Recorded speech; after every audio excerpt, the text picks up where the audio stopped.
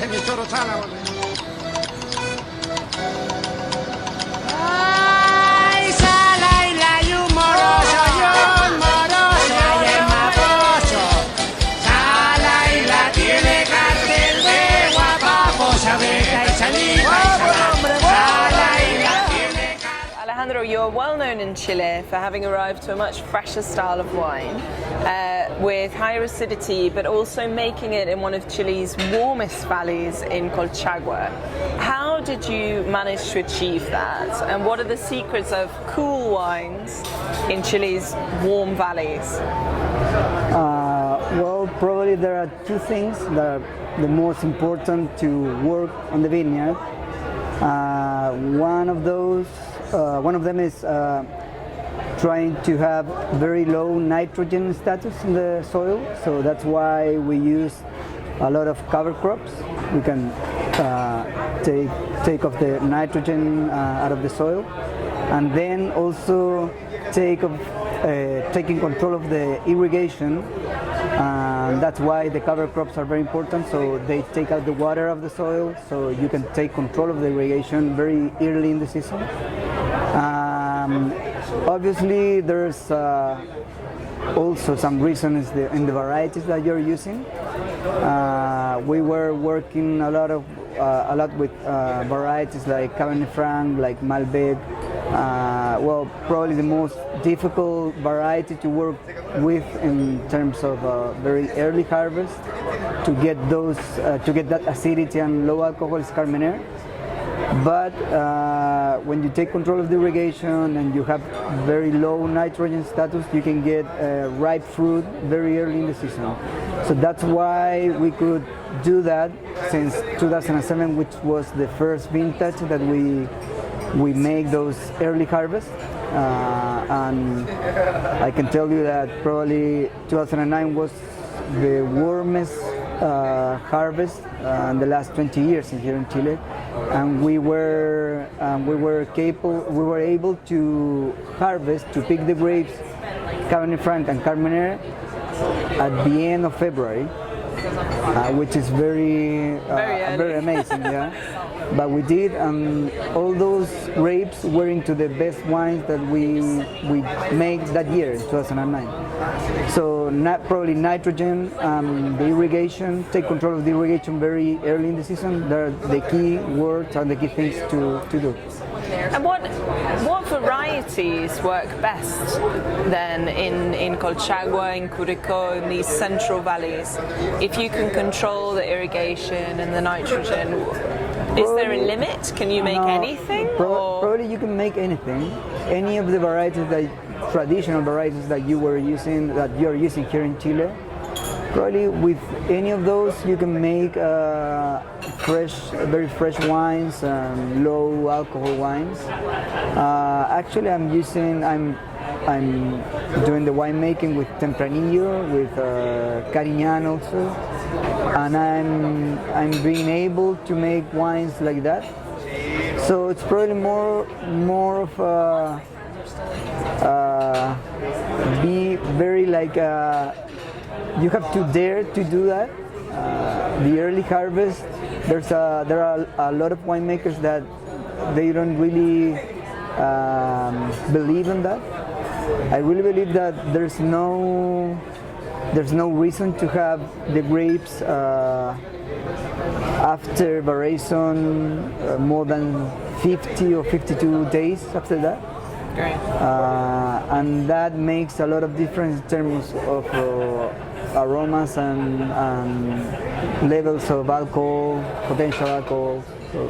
Do you think that Mediterranean varieties are best suited to Chile's central valleys? I'm not sure about that. I'm using them, but I think the Cabernet Sauvignon, Cabernet Franc, we're just about to know how to manage those varieties. Just like Carmenere, I think we still have a lot of work to do with Carmenere. There are a lot of wines out of Carmenere that now you can think can be like great wines. 10 years ago, probably Carmenere wasn't the variety that any winemaker can think that they can make a good wine. So I'm not sure if Mediterranean are the solution or the key. Probably you can do those kind of wines in any variety. I'm sure about that. Yeah. Okay. And how do you see climate change affecting Chile, talking in particular about the central valleys, and how do you have to change your winemaking or viticulture methods for that? Well, probably about that issue, what we were doing. Well, first early harvest that I did was in 2007, and probably I didn't know about the climate. I wasn't thinking of that, but we were thinking at that point that probably we can make wines. We could make wines with low alcohol and very nice acidity in a warm place. So now I really appreciate where have been doing that, because of the climate change. Probably I can do that very natural now.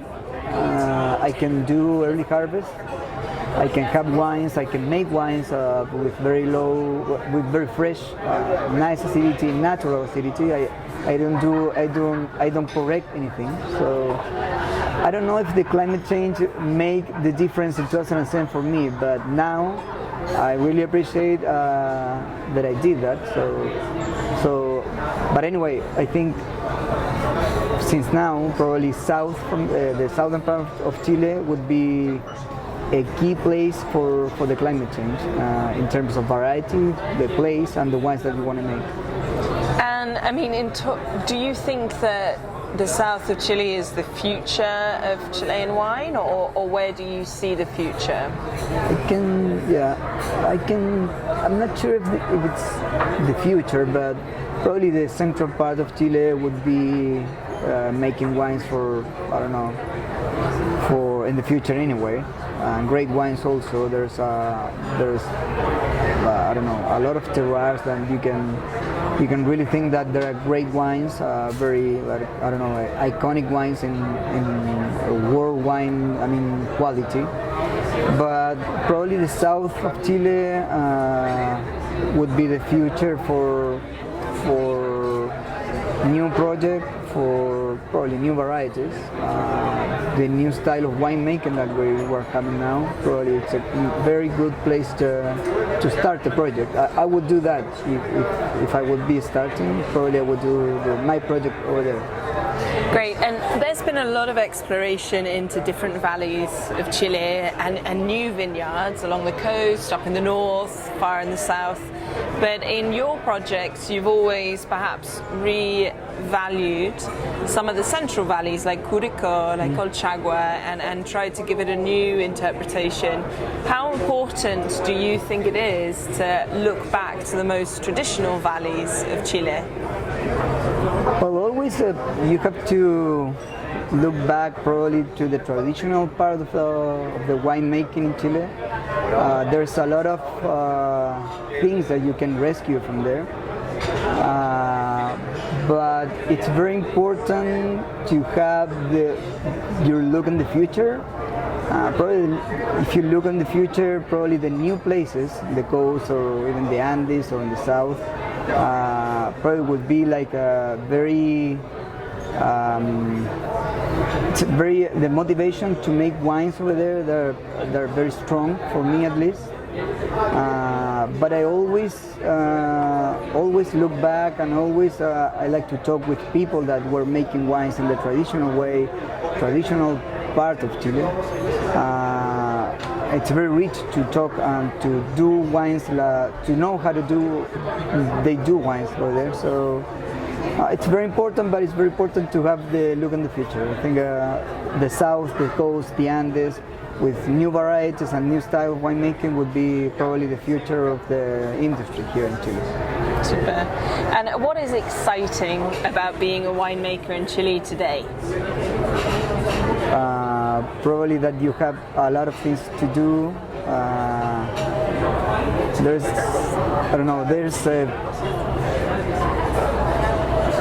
probably the most exciting thing is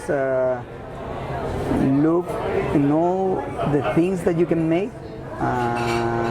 All the like, it's not there's a lot of things to do because there's this traditional part, which is very traditional. We have to say that. But there's a lot of things to do in the south, in the north, probably in the desert. There's a lot of few people making wine in the desert, which is quite interesting. So probably that's the most exciting thing here in Chile. You have the mountains, you have the coast, well, you have the central part of Chile, you have the south, you have the Patagonia, the desert, like I was saying. So it's very exciting to be here. It's very exciting, very exciting to have the age probably to make wines over there at some point in your life. Probably the oldest people or older people than me are quite like more quiet in terms of winemaking now, but for me it's very exciting to be part of the new generation of winemaking here in Chile. So. Super. Thank you.